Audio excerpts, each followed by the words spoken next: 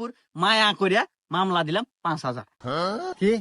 এই পুলিশ, তুই আমাক মামলা দিলি? তোর জীবন তো আমি বরবাদ করে দিব রে। দাঁড়া, তোর বান্দরবন পাঠানোর ব্যবস্থা করতেছি। এই বাবরি, হ্যাঁ ওস্তাদ। আমার বড় ভাই সহ সভাপতি ফোন লাগা। ঠিক আছে ওস্তাদ। এই নেন।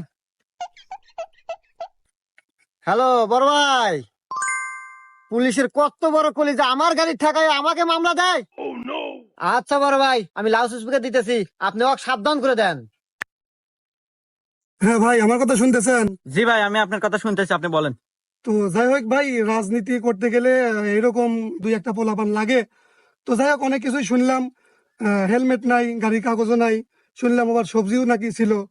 তো যাই হোক, অল্পের ভিতরেই শেষ করে দিয়েন।